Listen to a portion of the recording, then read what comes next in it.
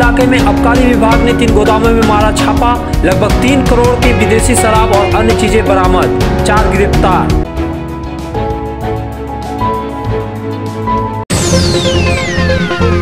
BJP के सांगठनिक बैठक में हंगामा। पुराने कार्यकर्ताओं ने नए लोगों को महत्व दिए जाने पर बाबू सुप्रियो और अरविंद मेनन से की शिकायत।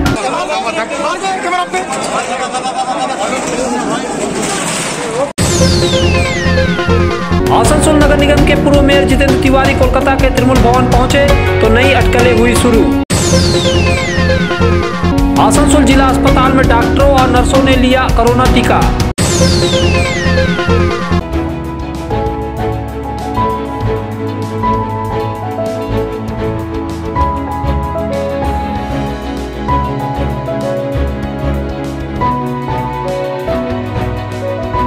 आसनसोल शिल्पांचल में शायद ही कभी ऐसा दृश्य देखा गया हो जब इतनी बड़ी मात्रा में विदेशी शराब जब्त की गई हो। दरअसल जिला आबकारी विभाग यानी एक्साइज विभाग ने बड़े पैमाने पर छापेमारी कर शराब की पेटियां जब्त की है। आबकारी विभाग के अधिकारियों ने बुधवार की शाम को गुप्त सूचना के आधार पर सलानपुर इलाके में अलग अलग स्थित 3 गोदामों में छापा मारा था। इस छापेमारी में 2.5 करोड़ रुपए की विदेशी शराब जब्त की गई। जब्त चीजों में ओवरप्रूफ स्प्रिट, रम बनाने में उपयोग आने वाला कैरेमल बियर आदि भी शामिल है। इस छापेमारी के दौरान 4 लोगों को गिरफ्तार किया गया है। इनके नाम मंटू माझी, विश्वजीत माझी, विशेश्वर बावरी और उत्पल मंडल बताए गए हैं। आबकारी विभाग के अधिकारी इनसे पूछताछ कर पूरे मामले की जानकारी निकालने में लगे हुए हैं। आबकारी विभाग के लिए भी इतनी बड़ी मात्रा में विदेशी शराब बनाने की चीजों को जब्त होना हैरत करने वाला है। राजस्व विभाग के ज्वाइंट कमिश्नर और आबकारी विभाग के अधीक्षक सुरजीत सरकार ने बताया कि जिन 3 गोदामों में छापा मारा गया है उनमें से एक में अवैध तरीके से शराब बनाने के इस्तेमाल होने वाली चीजें और यंत्र मिले हैं।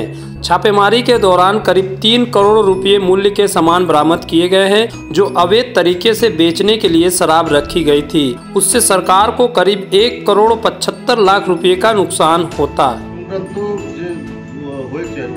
গতকাল বিকেলবেলা একটা ইনফরমেশনের ভিত্তিতে আমরা রেড করি বারাগনি পিএসের সালানপুর অঞ্চলে। গ্রামগুলোর নাম হচ্ছে মাধাইচক আর ধন্দাবাদ। তো পিএস সালানপুর, এই সালানপুর পিএসের মধ্যে পড়ে এগুলো। এই জায়গাতে আমরা রেড করি। রেড করে একটা লিকারের অবৈধ লিকারের ব্যবসা চলছিল, সেই র্যাকেটটাকে আমরা চেস করি। তো 3টে গোডাউন 5 কিলোমিটার ডায়ামিটারের মধ্যেই 3টে গোডাউন ছিল, যে গোডাউনের মধ্যে একটাতে অবৈধ মদ তৈরি হতো। একটাতে অবৈধ মদ তৈরি করার জন্য যে স্পিরিটটা থাকে সেই স্পিরিটটা রাখা হতো।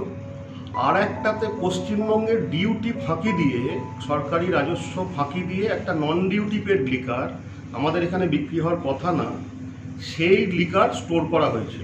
ঠিক আছে, 3টে জায়গায় আমরা রেড করি, 3টে টিমে ভাগ হয়ে গিয়ে এবং সমস্ত মালপত্র উদ্ধার করা হয়।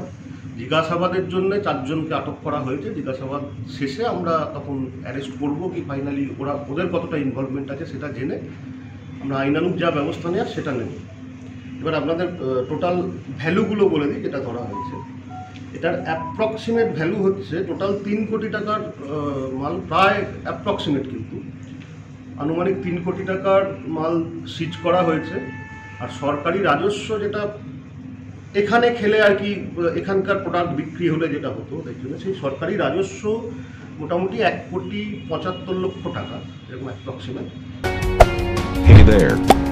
Subscribe to my channel and also press this bell icon.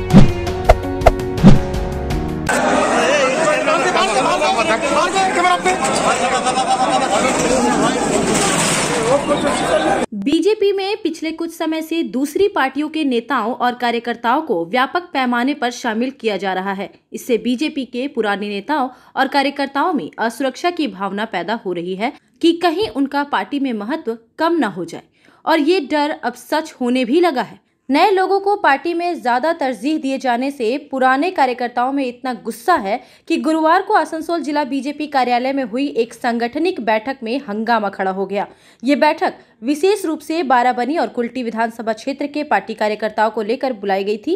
बैठक में आसनसोल के सांसद और केंद्रीय मंत्री बाबुल सुप्रियो और केंद्रीय नेता अरविंद मेनन विशेष रूप से उपस्थित थे। उन्होंने कार्यकर्ताओं को बूथ स्तर पर संगठन मजबूत करने के लिए सुझाव देने के इरादे से ही ये बैठक बुलाई थी, लेकिन बैठक शुरू होते ही हंगामा शुरू हो गया। दरअसल पार्टी के कई सारे पुराने कार्यकर्ताओं ने ये शिकायत करनी शुरू कर दी कि उन्हें पार्टी में दायित्व नहीं दिया जा रहा है, बल्कि जिन लोगों ने अभी ज्वाइनिंग की है उनको पद दिया जा रहा है। खासकर युवा कार्यकर्ता पार्टी के युवा मोर्चा के संगठन को लेकर आक्रोशित थे। हंगामा करने वाले कार्यकर्ताओं के निशाने पर पार्टी के जिला अध्यक्ष लखन घड़ुई निशाने पर थे। बाबुल सुप्रियो और अरविंद मेनन के सामने ही इतना हंगामा खड़ा हो गया कि मीडिया के लोगों को बाहर निकाल दिया गया और तो और कॉन्फ्रेंस हॉल की शटर भी गिरा दी गई।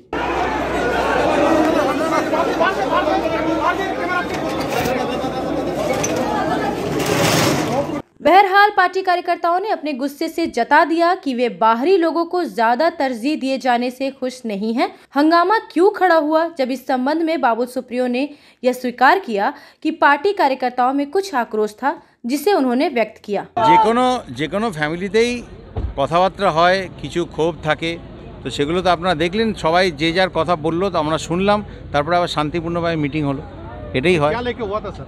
हाँ, झमेला क्या लेके हुआ? सबको अपनी अपनी बात बोलती थी। जब 4 आदमी 5 आदमी साथ में कोई बात बोलते हैं, फिर 10 आदमी साथ में बोलना चाहते हैं, सब अपनी अपनी बात बोलने की कोशिश करते हैं। अरविंद जी मैं साथ में तो बहुत ज़्यादा मिलता नहीं हूँ ना, तो सबको अपनी बात रखनी होती है। तो जब 10-20 आदमी साथ में बात रखना शुरू करते हैं तो ऐसा लगता है कि झमेला हो गया, सब खड़े हो गए, झमेला हो जाता है, एक दूसरे को चुप कराने की कोशिश करते हैं। थोड़ा बहुत होता है इसमें।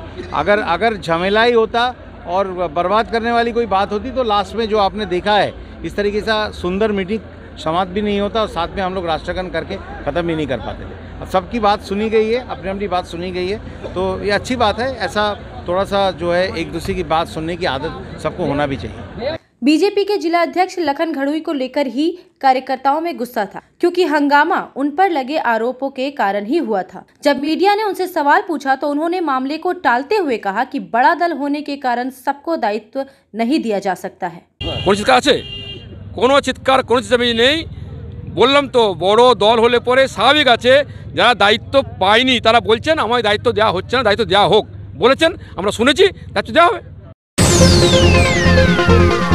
जय श्री टेलीकॉम एक मल्टी ब्रांड मोबाइल शोरूम। अगर आपको लेटेस्ट ब्रांड का मोबाइल चाहिए तो तुरंत आइए बरनपुर के स्टेशन रोड स्थित जय श्री टेलीकॉम। यहाँ ऑनलाइन प्राइस पर हर ब्रांड का मोबाइल उपलब्ध है। सभी कंपनियों से इजी फाइनेंस की सुविधा। तो देर न कीजिए, तुरंत आइए बरनपुर के स्टेशन रोड स्थित Jai Shri telecom, a house for multi brand mobile phone, station road Burnpur. Asansol नगर निगम के तत्वाधान में मिशन निर्मल बांग्ला को सफल बनाएं। हमारी प्रतिज्ञा, हमारा गर्व। एक बात सभी याद रखें, कचरा जहाँ तहाँ ना फेंके। कौन सा कचरा कहाँ डालना है अच्छी तरह से समझना है। स्वयं जागरूक हो, औरों को भी जागरूक करें। रिड्यूस, रीयूज और रिसाइकिल प्रक्रिया को अपनाएंगे, सुंदर स्वस्थ आसनसोल बनाएंगे। आसनसोल नगर निगम के ग्रीन और ब्लू बीन का सही इस्तेमाल करें। प्लास्टिक का व्यवहार ना करें। आसनसोल नगर निगम सदैव आपकी सेवा में उपस्थित है। Clean Asansol, green Asansol. भले ये अटकलें खूब चल रही थी कि आसनसोल के पूर्व मेयर तथा पांडेश्वर के तृणमूल विधायक जितेंद्र तिवारी बीजेपी में शामिल होंगे, लेकिन ऐसा कुछ नहीं हुआ। तिवारी लगातार कहते रहे कि वे मुख्यमंत्री ममता बनर्जी के साथ हैं।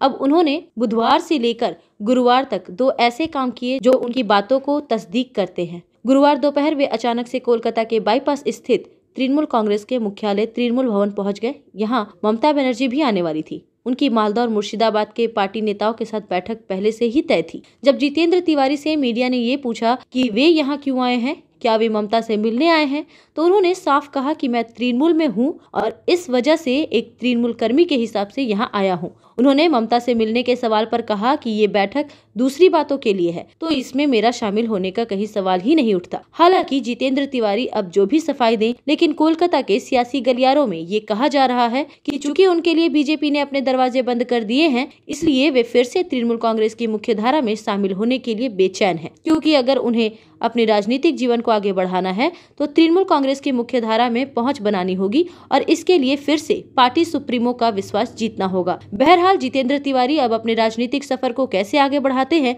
और क्या वे आसनसोल की राजनीतिक चर्चाओं का फिर से केंद्र बनते हैं कि नहीं, ये बड़ा सवाल है जिसका उत्तर हर कोई पाना चाहता है। Hey there. Subscribe to my channel. And also press this bell icon. पिछले 16 जनवरी से देश भर के साथ आसनसोल में भी कोरोना टीकाकरण अभियान चल रहा है। पहले चरण के तहत देश भर के डॉक्टरों, चिकित्सा कर्मियों, स्वास्थ्य कर्मियों को कोरोना की वैक्सीन दी जा रही है। पश्चिम बर्धमान जिले में पहले दिन 6 स्थानों में टीकाकरण शुरू किया गया था। हालांकि जितना टीका लगाने का लक्ष्य रखा गया था उससे कम ही टीका दिया जा रहा है। ऐसा वैक्सीन को लेकर आशंका की वजह से हो रहा है। बहरहाल आसनसोल जिला अस्पताल में पहली बार गुरुवार को कोरोना वैक्सीन देने का कार्यक्रम रखा गया था। यहाँ डॉक्टरों से लेकर नर्सों और अन्य स्वास्थ्य कर्मियों को टीका लगाया गया। जिला अस्पताल में 4 दिनों में लगभग 1300 लोगों को टीका लगाया जाएगा। इनमें 600 से ज्यादा अस्पताल के चिकित्सक, नर्स और अन्य चिकित्सा कर्मी हैं। बाकी अस्पताल से जुड़े दूसरे विभागों के कर्मचारियों को भी टीका लगाया जाएगा। अस्पताल में सबसे पहला टीका वरिष्ठ चिकित्सक डॉक्टर गौतम मंडल ने लगवाया। उसके बाद बारी बारी से अन्य डॉक्टरों ने टीका लिया। डॉक्टरों ने टीका लेने को लेकर खासा उत्साह दिखाई दिया और दूसरे लोगों का डर भी कम किया। আমাদের এটা এই প্রথম থেকে 4 দিন হবে। আজকে হবে, তারপরে আবার 22 তারিখ হবে, মানে কালকে হবে, 25 তারিখ হবে, 29 তারিখ হবে। আচ্ছা স্যার। তো আজকে আমাদের সকাল 9টা থেকে আমরা এখানে শুরু করেছি এবং এখনো পর্যন্ত যা সময় 9টা বাজে এখন 12টা ঠিক এখনো পর্যন্ত আমাদের 57 হয়ে গেছে। আমাদের টার্গেট আছে 200। আশা করি আমরা টার্গেটের কাছাকাছি যেতে পারবো। টোটাল কত দেওয়া হবে স্যার? টোটাল আমাদের এখান থেকে বেনিফিশিয়ারি আছে 1287 জন মতো, প্রায় 1300 কাছাকাছি। তার মধ্যে আমাদের টোটাল হাসপাতালের স্বাস্থ্যকর্মী ইনক্লুডিং ডক্টর, নার্স সব মিলিয়ে করে যত স্বাস্থ্যকর্মী আছে ওটা 600 প্লাস হবে। বাকিটা হচ্ছে কি বাইরে যে সমস্ত হেলথ ফ্যাসিলিটিগুলো আছে তাদেরও এখান থেকে দেওয়া হবে। আচ্ছা স্যার। তো ফেজ ওয়াইজ আস্তে সবই দেওয়া হবে। যেমন 4 দিন হবে না স্যার? হ্যাঁ, এখন 4 দিন হবে। अस्पताल की नर्सों ने भी खुशी खुशी कोरोना का टीका लगवाया। हालांकि वैक्सीन को लेकर आम लोगों की तरह ही अस्पताल कर्मियों में भी थोड़ी आशंका थी, लेकिन जब सीनियर डॉक्टरों ने टीका ले लिया तो उन्हें भी उत्साह आया। टीका लेने वाली नर्सों में अस्पताल की नर्सिंग विभाग के प्रमुख मीता सरकार भी शामिल थी। बाइट। আমি sister incharge Asansol district hospital. টিকা নেওয়ার পর কোনো রকম কোনো শারীরিক অসুবিধা বা কিছু আছে? কোনো রকম কোনো কিছু ফিলিংস হচ্ছে না? অসুবিধা হচ্ছে। এখন তো আপনাকে কতক্ষণ অবজারভেশনে থাকতে হবে? ডাক্তার কি বলেছেন বা চিকিৎসক? 8 ঘন্টার অবজারভেশনে থাকবেন। টিকা নেওয়ার পর কি মনে হচ্ছে বা কি বলবেন? বার্তা হিসেবে কিছু দিতে চান বা বলতে চান? না, টিকা নিয়েছি, নিরাপদ থাকবো এরপর, সেরকমই ভাবছি। না, এই যে কোভিড অতিমারিতে টিকা পেলেন, এ বিষয়ে কিছু বলার আছে? আমার ভালো লাগছে। বা জনগণকে কিছু বলবেন? ভালো লাগছে, টিকা পেয়েছি, একটু সেফটি মেজার, বাড়ির লোক পেলে খুশি হব।